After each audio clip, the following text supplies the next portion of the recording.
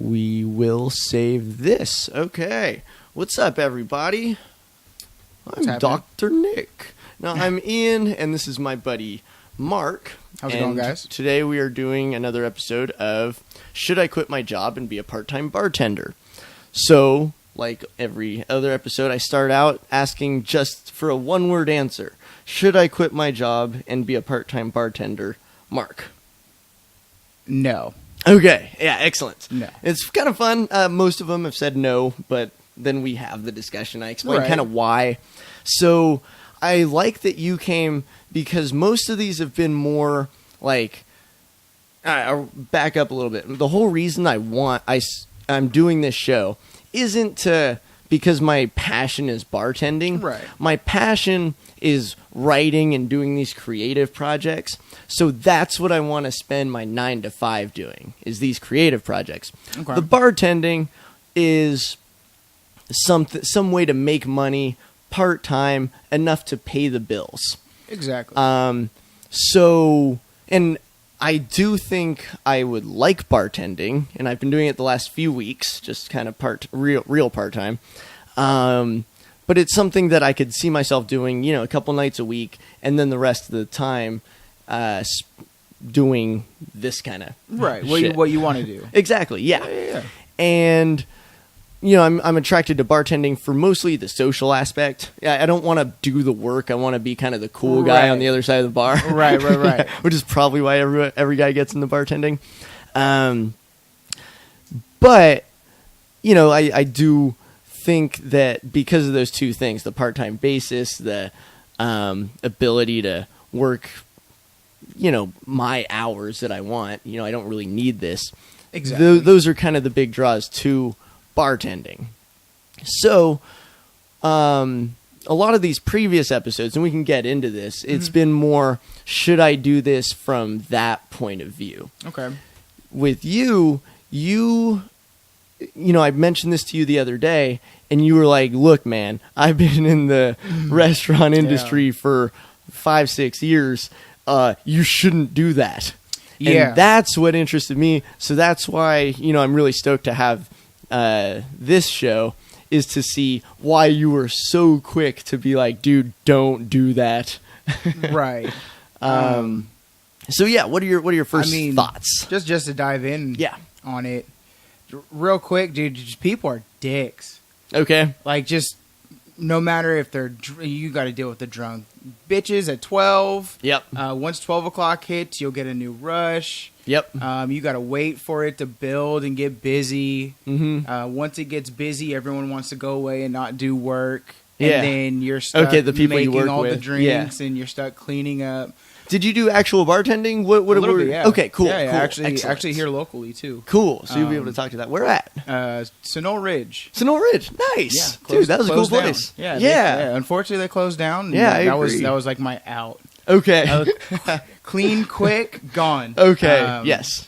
But it's not all bad. Okay. So I know pretty much everyone's going to say no. Don't quit your job to become a bartender. Right. But it's cool because you meet a lot of cool people. You get to see, not only the customers but your coworkers. For the most part, everyone's pretty chill. Okay. If you don't like someone, just be a dick to them. They'll leave you alone. I swear to God. Okay. It's the easiest thing in the world. Yeah. Okay. But other than that, like, you're gonna get people that come in and they came in 2 years ago. Mm-hmm. And they're gonna be like, "Oh yeah, do you guys still make this drink?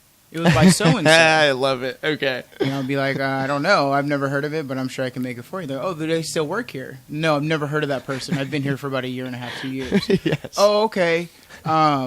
Well, never mind. I'll just go somewhere else." And I'll go to a different They'll bar. literally leave. But it's like they make it seem like they come get the drink all the time. But I had it 2 years ago. Right. What do you mean you had it 2 years? Okay, so just goofy requests you have to put up with. So you're trying to tell me, like, just break that down. Yeah.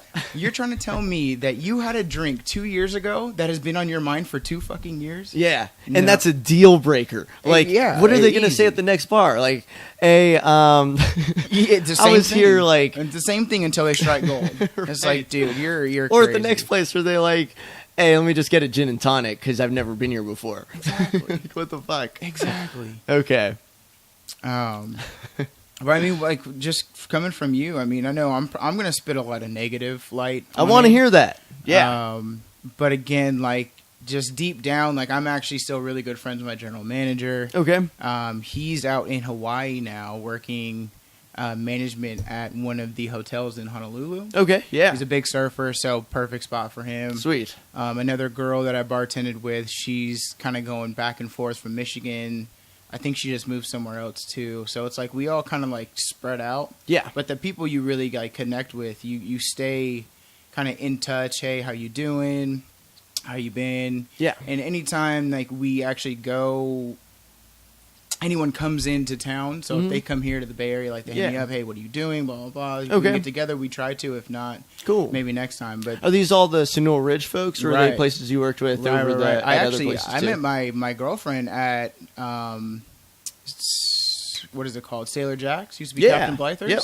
Okay. Yeah, so I met her there, and we've been together now for coming up on like 4 years. Dang, good for you. Yeah, so cool. Like I said, dude, I'm gonna say a lot of negative things, but it's just like my personal experiences. Yeah. No, that's the stuff I want to hear. Sort of. We've got this great vision of just being the charming man behind the bar, just wiping a dry counter. Right. Yeah. Right. But I mean, like, I know I'm doing a lot of talking here, but why, out of all the professions you can choose to work kind of part-time, bartending, you just like, you know, being a mixologist part? No. Or you just want to be charming guy behind the bar. Just literally 100% behind the bar. Yeah. Guy. Like my ideal day is kind of like making the minimum wage and like 8 drinks over the course of a shift. Right. I want like those 3 dudes in their 60s like drinking well whiskey. Like that's my crowd. Yeah, I got so you. I don't want a busy bar. I don't want to make a lot of money with this. I want to make enough to survive. Exactly. And have time to do my creative projects. Oh, no worries, dude. I had that all figured out. So you end up mapping your hourly pays your bills and your tips puts the money in your tank and anything like this. Okay, yes. Yeah, 100%. So it's definitely doable. Okay. So again, if you step away from the STEM, should you quit what you're doing now to become a bartender? Yes. No, but should you quit your job to become a bartender to pay for what you want to do? Yes. Okay. 100%. Okay. 100%. Very good. Everyone should always do what they want to do, no matter what. Okay. So there should never be a money gap in that situation. Yes. That shouldn't be the dependent. Although if you need finances to do something, yes, I'm not being that literal. Right. And I don't, but the girlfriend kind of does, or says she does. I'm working on that. Right.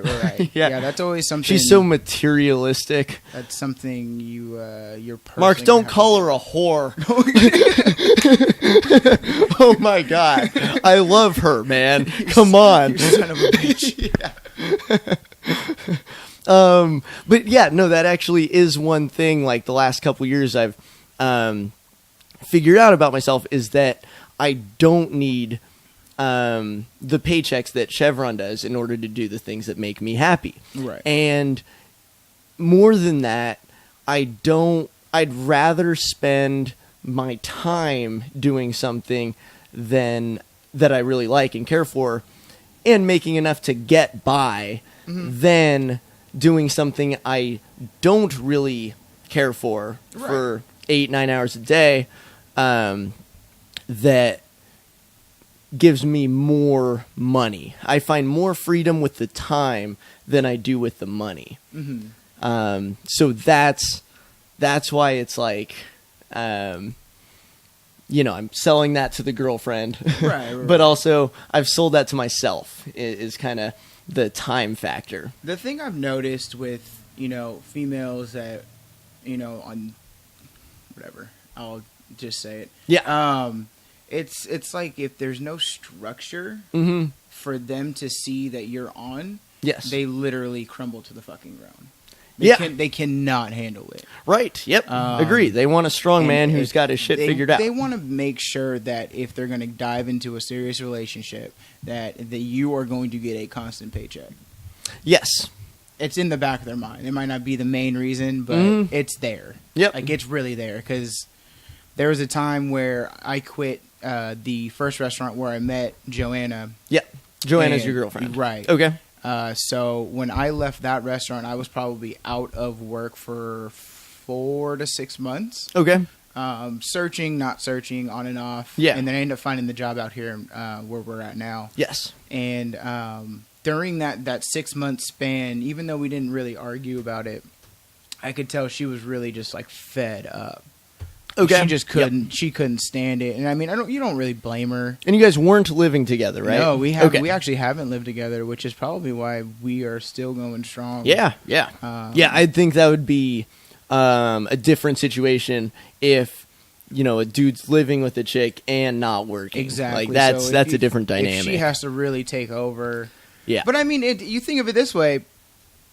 The role has been switched. Let's say we put up all the money and we buy everything and they just stay home. Yeah. That's not very shocking to hear, is it? Exactly. Yeah. But when it's the other way around, it's like fucking snowballs are just starting to come up in hell. Right. You know what I mean? Like, you just start having snowball fights down there. Yeah. It's unheard of. Right. I agree. Hey, we're different though, right? Like it's double standard. It's a double standard, but I think that's one of those legit double standards that developed over human history, right? Where cavemen were gathering the most nuts for winter, and the chicks weren't expected to do that, and they've learned to become attracted to the guy who can gather the most nuts. Exactly, yeah. And totally agree. So, but I still want my girlfriend to, you know, pay for everything. Yeah, that's the way it should be. That was the whole point of me saying what I said. No, I totally agree. They need to put that shit down and finance my life. Right. Yeah. God damn it. Yeah, I know. God, dude, I could just tell, like, if she was right behind me right now, I'd be getting such a swift smack in the head. The back of my head, it's indented. Right. Yeah. It's like I've almost just endured all of it, and now it's just forming, and it's like a perfect little cut. Allie's going to see you on the street one day and be like, I don't like that guy. I don't know why. I can't place it. Yeah, it's gonna just click, and she's just miraculously going to be behind the wheel of a car. Yeah. At the same time. But that's the thing. That brings up an interesting dynamic is the whole money making in a relationship thing. I haven't talked about that on here. Yeah. Is because it is kind of a factor in attraction. I argue very little these days. Mm-hmm. The dude is the bread provider in the relationship. Right. These days, it's more about, and even back in the old days, they just didn't have it figured out like we do these days. It's more about the emotional stability, that emotional strength, and the financial resources that can provide those things, right? And more than that, they can they provide the man with the mindset, like, oh, I don't need to worry about money. I can be comfortable. Exactly. And I'm saying comfortable is a great word. You can just kind of skip that and be mentally comfortable with few things. Yeah.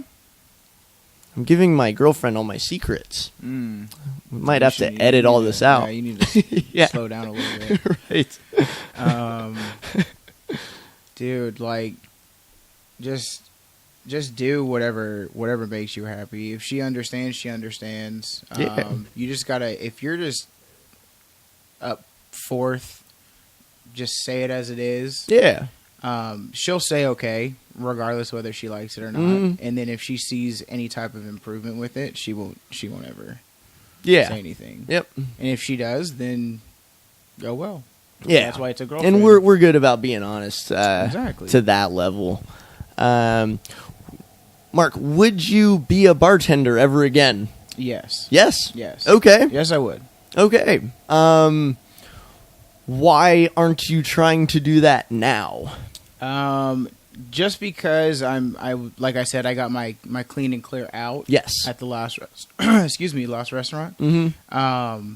It's been awesome doing what I'm doing now. Okay. As brand marketing, where I'm able to pretty much create my own schedule. So what I found is similar to being able to, like you want to do, pay your bills, finance everything, excuse me.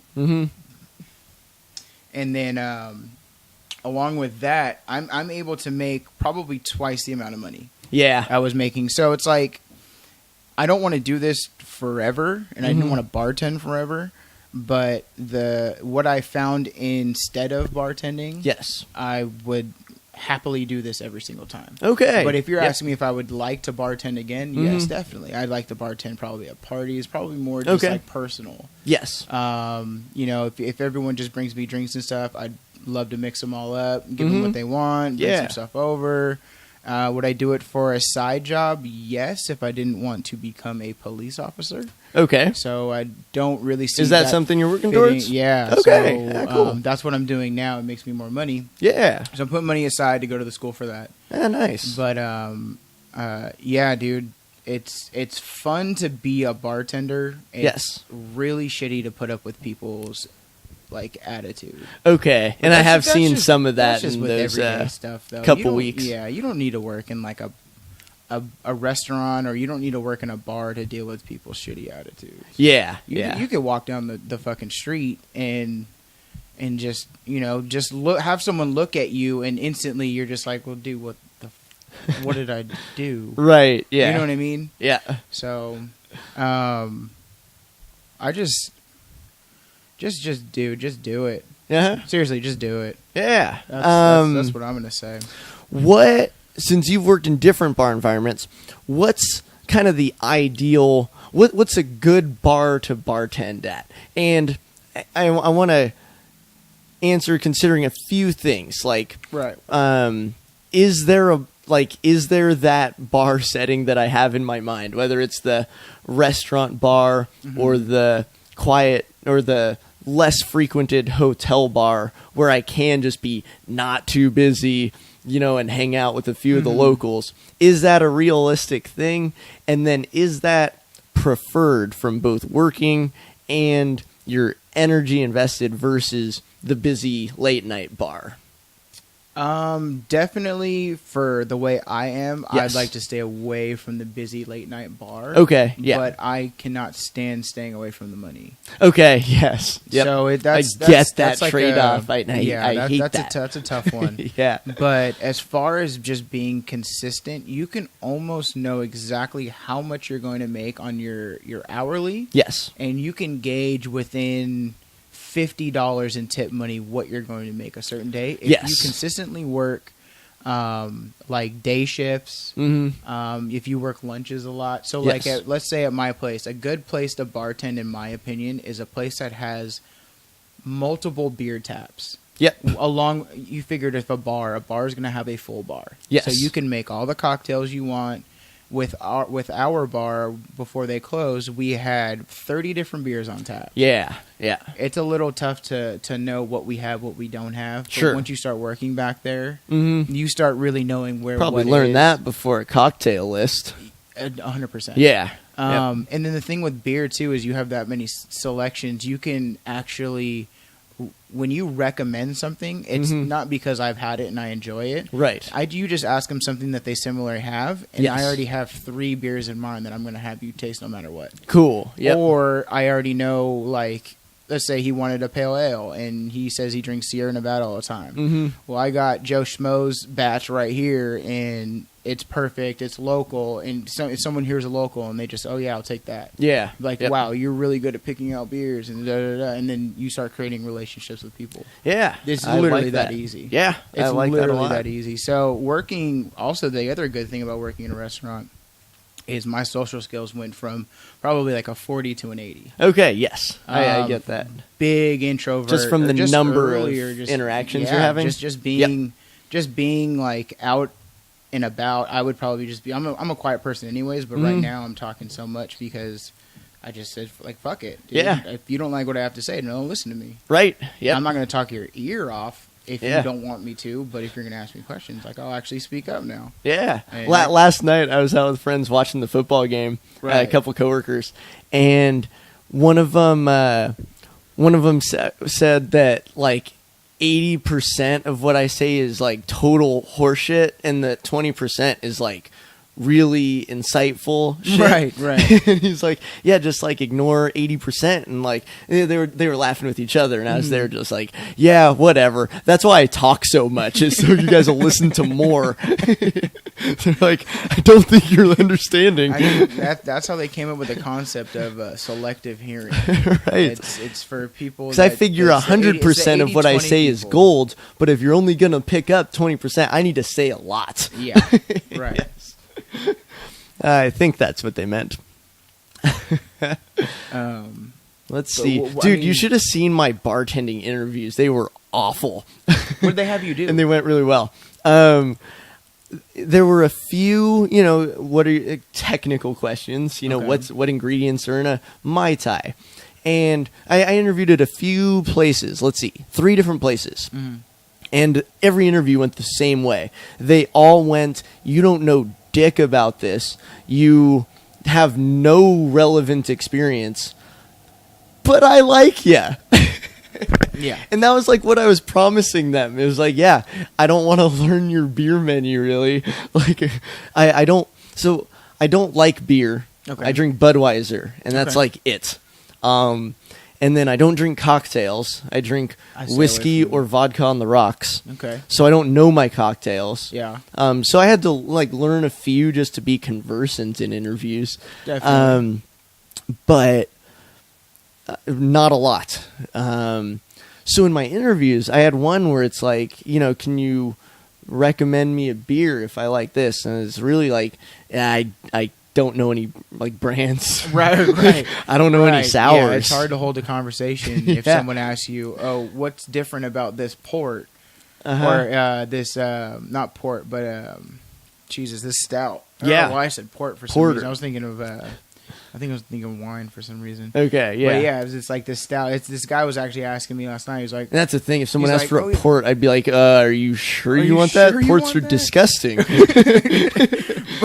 So this guy goes, "Yeah, I like stouts that taste like chocolate, and then there's this one over here that tastes like marshmallows." I'm like, "Are we still talking about beer?" Exactly. Yeah. Are we sure right now? Right. But then if you actually really try it, like sure shit, it tastes like cereal milk. Yes. It's actually delicious. So. You ever heard of the show Horace and Pete? No. It's with Louis C.K. I don't know what network it was on. I guess he's a creep.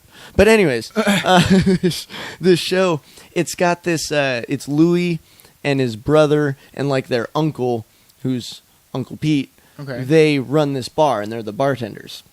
And this guy, Uncle Pete, I don't want to talk about this show. I don't know why I started this. This is like the wrong setting for this. They don't care at all. But anyways, they have like whiskey and beer, like in Budweiser. It's like, Jack Daniels or Budweiser. So that you get all these like. It's up your alley. It's my kind of bar, and he gets all these crowd that's like the hipsters that come in and they're like, "This is so neat, a dive bar." Like, he's like just it's a like fucking museum. Growling. Exactly. Jesus Christ. And they go up and they're like, what stouts do you have on tap? And he's like, he goes like, whiskey or Bud. He's like, yeah, no, like what other beers do you have? He goes, whiskey, or he just starts like getting visibly mad. Yeah. And that's the bartender I want to be. Like, I want to be at a place that allows me to do that, allows me to be like, port, really? So I don't know if that's a thing. I've got all these unrealistic expectations from both bartending and my personal life. Right. Yeah. Right. Obviously. So you could definitely be yourself, but you as soon as you piss someone off, like the whole world just comes to a fucking standstill. Right. And they need every manager that has ever stepped foot in that fucking facility. Yes. To come reprimand you like we're in the second grade and someone needs to go grab the ruler and smack my ass. And do you think every bar is like that? I know the one I'm currently at is like that one you just described. Right. But are there those Horace and Pete bars out there? Whether it's the small dive bar or the hipster museums, museum bars for yes. the hipsters. Yeah, I mean, or maybe. is it gonna be a thing where you've got kind of pissy managers everywhere? It's managers never want to be in hot water. Right. No, I get that. So yep. if you don't go to a dive bar, yeah, then yeah, there's always going to be someone there. Every restaurant owner, GM, manager is scared of that person saying, "I'm going to leave a bad Yelp review." Right. Who fucking cares? Yeah. Yelp is literally a way for people to tattletale. Yes, it is. That's not a way to say like your bad experience. Like, have you ever actually spent a little bit of time like reading what people say? No. Like thinking. I think I've spent like a little bit. My girlfriend Joanna loves to go on Yelp, not to use it, like bad things, to read comments, but to like actually like, oh, we're out of town. Let's see what people like in this area. Okay, so she uses it for like its main reason. Yeah, but it's literally taken a whole new beast, and it's like the YouTube. It became the like YouTube comment session, dude. Yes, it's crazy. Yeah. It's like I don't know, dude. I'm trying to think of. You read a bad Yelp review? I'm trying to think of a bad one that might have been on me. Yeah. But because I dated a girl, and think they ever did one. She worked at like some small winery or wine store. Okay. And they had like 4 Yelp reviews, and one was a negative thing about her, where she was just in a shitty mood one day, and pissed off someone. And someone had to and sure as shit, there was a whole meeting about this comment and her. Right. One of my close friends actually working at my first restaurant. Yeah. He was serving a table or like early in the morning. This is like a Tuesday morning. Yeah. At like a seafood restaurant. Nobody's fucking there. Okay. Like we literally, like, I'm trying to paint an image. We are just opening the doors. Yes. Like he literally unlocked the door and someone comes in as he does it. And we have nothing ready, no coffee, no nothing. Like we're not even really open yet. He just unlocked the door. Yes. So he like says, "Yeah, you guys can come sit down." And it's like an old couple, 2 old couples, so it's a party of 4. Okay. And what they do is they sit down. He goes, "It's going to take maybe a couple minutes for me to make fresh coffee. That's what they wanted. I can get you guys water." Yep. It's pretty cold. It's Benicia. They're right on the water. It's an old building. Yep. You know the building. Yes. So they go, "Is there any way you can turn the heater up?" He goes, "No, I can't. Like we don't have that function to do that right now." Yep. And I think he might have made like a morning joke, like, "Oh, you guys can just sit a little bit closer together, use your body heat." Yeah. And they literally took that simple little like joke. Yeah. He's like a skinny little Jewish kid. Yeah. So he's gonna be a smart ass. Okay. It just comes with. Try not to get too anti-Semitic on here. I've got my other podcast Hey, all for you that. smart ass little Jew kids. No, I'm totally kidding. So he says like a little joke. He probably said it a little bit different than I did. You might have said it a little bit more smart assy. But anyways, he said it, and I shit you not, they personally emailed the owner. Yeah. Personal email, and he takes the owner takes the email, prints it, puts it on the GM's computer for him to read when he came in the next time. Whoa. You're good there.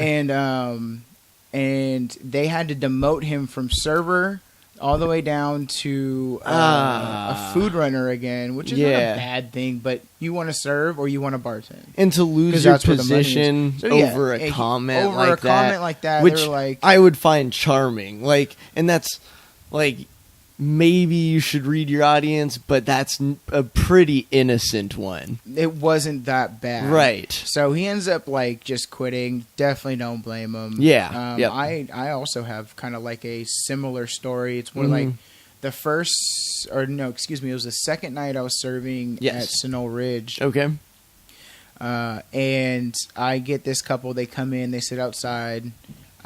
We don't have jack fucking shit for them. Okay. They ordered two different salads. We're out of both. Okay. Yeah, just kind of an unfortunate thing. The soup that's on the menu isn't the soup that we have. Okay. So I had to say sorry. Yes. I didn't say it before, but we don't have this soup. Yeah. It's going to be this. Shitty position for the server. It's going to be this, this, and this. So I messed up. I should have told them that. So that's already strike 2. Yeah. She ends up saying, I can't really eat anything else that you don't have. Is there any way that we could make something? So I tried to whip up something without gluten or something. Something she couldn't have. Sure. That is in every food. Okay, yeah. So we found something for her. I got it for her. The guy, just like white the guy rice. had the soup, and as they're going through, after I dropped the food, 5 minutes later I come back, how is everything so far? Yeah. He goes, where's my entree? Okay. And mind you, I never said anything that he wanted an entree. It was all the focus was on her. Yes. So he never ordered it himself. He never said, I want this after the soup. Okay. I said, I didn't know you wanted it. I'd be happy to order it for you now. I'll put a rush on it, and it'll be out here in 10 minutes. Yeah. Bullshit. It'll probably be there in about 20. Yeah, but you know, I'm just like, of course. Stick Stick around. There in 10. Yeah. You know, I got you. Right. He goes, this is the worst fucking service, wham, Whoa. I've ever had. Like, soup just comes out of the bowl. Yeah. She just turns pale. Okay, yeah. Embarrassed. And we were his packed. behavior. We were packed. He's like, you fucking suck. And I was like, okay. Can't say anything to you right now. I'll just go ahead and go get my manager. And I will not be seeing you again because I will fucking freak out. Yeah. And he goes, what'd you say? And I just turned around and went and got my manager. She handled it. The best thing is the manager comes in. So this kind of like correlates with everyone having, like, the managers don't like to be in hot water. Correct, yeah. So she comes back. She goes, I'm going to comp everything. I said, don't comp everything. Where are you going to fucking comp everything? Yeah. Charge them for the soup. Yeah. Charge them for the salad, and then charge them like half price for her entree. Yeah. Don't fuck me even more because he wants to throw a temper tantrum. He never ordered the food. Yeah. And she goes, are you sure? I said, yeah. If he really has a problem, he'll never come back, and that's good for this restaurant. Yeah. They have a backbone. Yeah. If you can't say no, I don't think any restaurant will ever be successful. Yes. Until they figure that out. Yeah. One of the most successful restaurants is a restaurant that people go to and they are purposely rude to you. Okay. Yeah. You ever seen that one? There's like a few of them. I saw the Whitest Kids You Know sketch about one of those. So I've heard that it's a thing. You ever watched The Whitest Kids You Know? Nope. They make up like the foundation of my sense of humor. Nice. They're fantastic. All right. But you might have to pull up a video or two. Yeah, can do. We'll do it after we stop this. Definitely. I found watching YouTube videos on air does not entertain my audience. just me laughing back here. Like, this is really good, guys. Maybe if there's a way to like sub-corner it. You put it in there too. Yeah. For them to see it while you watch it. Yep. Yeah. I used to do a show called Dude Watching Chick Stuff, and it was me in the corner commentating through an episode of The Bachelorette. Fantastic. And the whole premise was, this is my first time watching like chick television, and which was true. And, I just kind of make fun of it and, or just like, I wouldn't pause it, but I'd mute it and just like, talk like about the relationship dynamics and point out things that the dudes are fucking up. And I just had a ball with it. And then I uploaded it to YouTube, and it was seized for copyright infringement in like 30 seconds. Nice. It was remarkable. Yeah. So I've got 2 copyright infringement flags on YouTube. One more and I'm out. So man. Yeah, thanks. I also like to live life dangerously. Yes.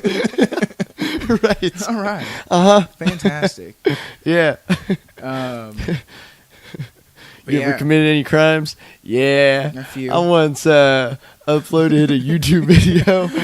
Yeah, that copyright infringement's a bitch. Yeah. I know what it's like in the clink. Yeah. Oh man. Let's see. So there's shitty managers.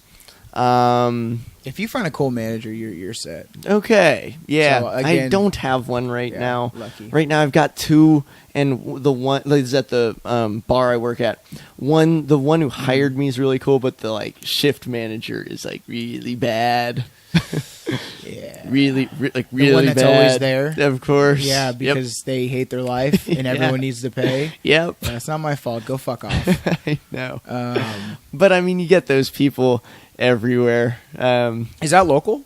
Are you doing that here? It's in Berkeley. Okay. Yeah.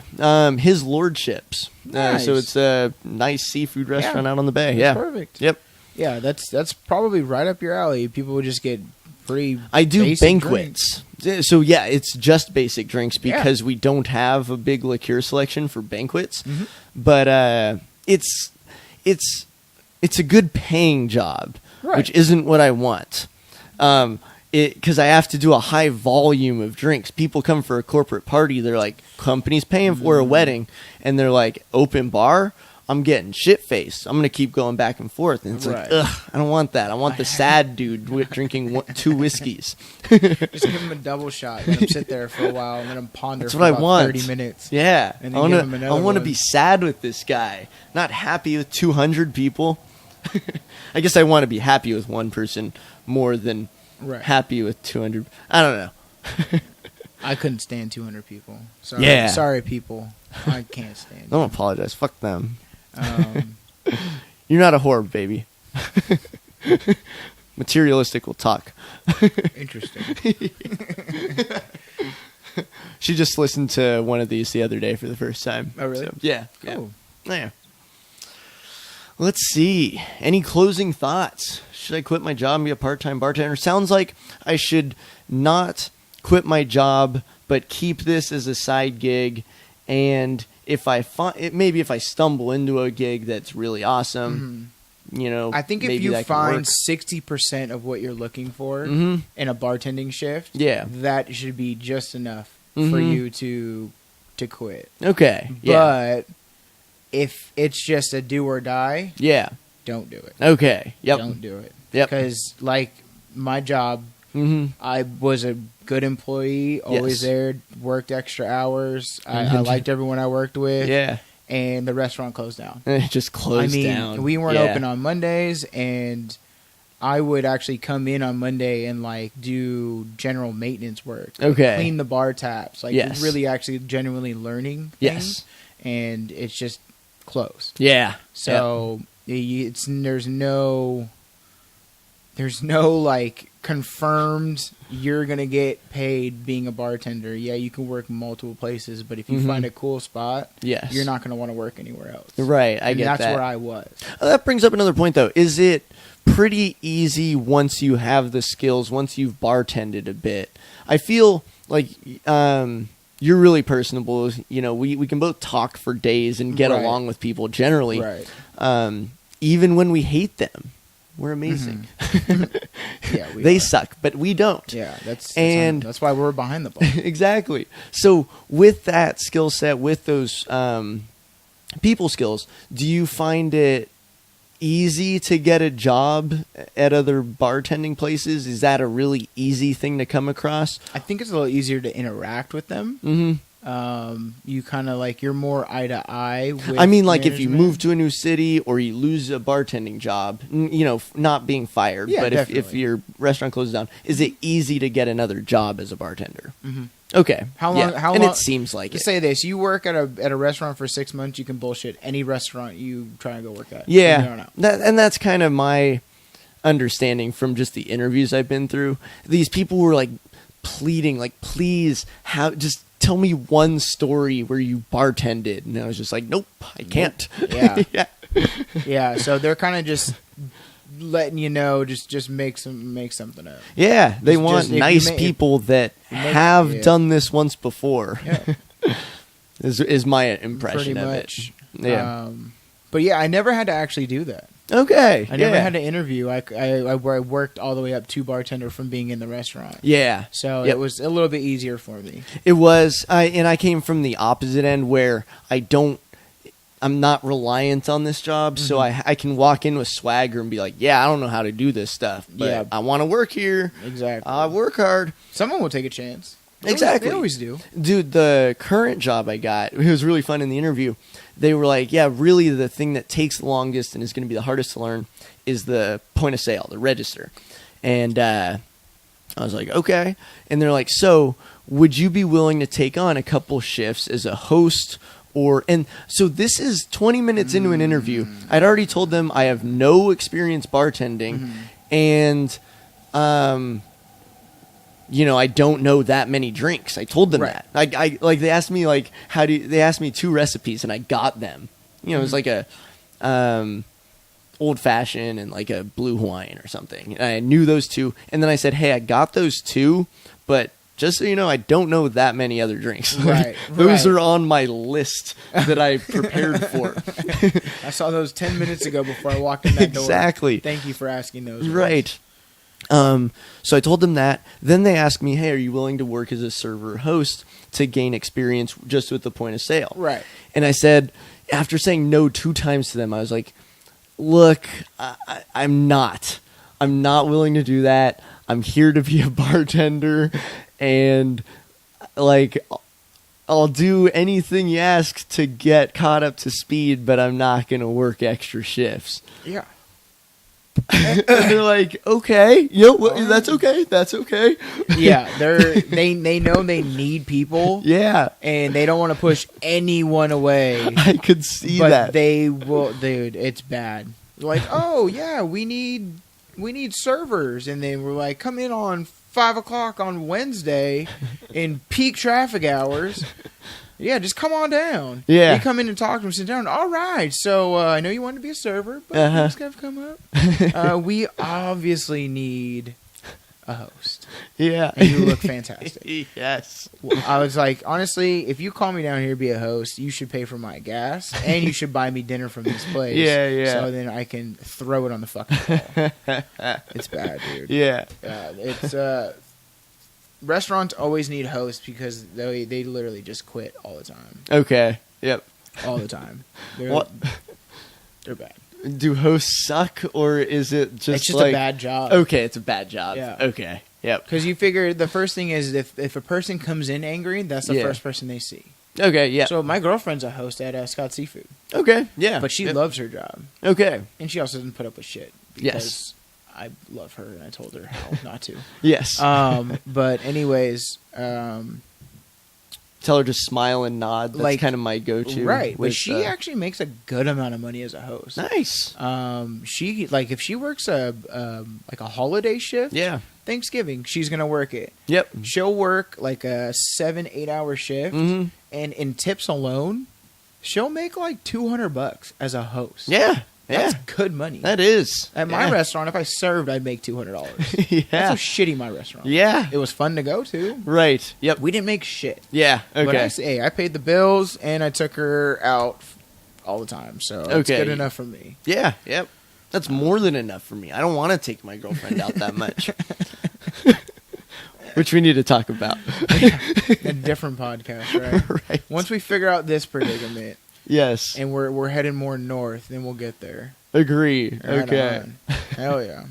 Cool. Any final thoughts? No, man, this was a ton of fun, actually. I agree. Yeah. This was cool. I hadn't talked to Mark in years. We went to elementary school together. I'm so bad at introductions on these things. Dude, this is my first time, so it's 100% your fault. Yeah, it totally is. Oh, my God. A couple weeks ago, I'm not going to tell a story because they don't care. Yeah. But we went to elementary school together. Yes. When I mean elementary school, we went to parochial prison. A.K.A. Catholic school. Catholic school, yeah. I wore white and green Air Force Ones, and they almost cut my head off one day because they weren't black shoes. Oh, wow.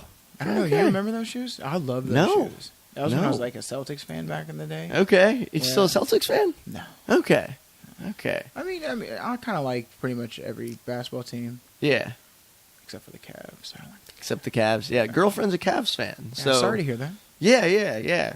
And we can say like is she from Cleveland? Last slur. She is from Cleveland. Nice. Yeah. That's even worse. Yeah. Right. She is the worst.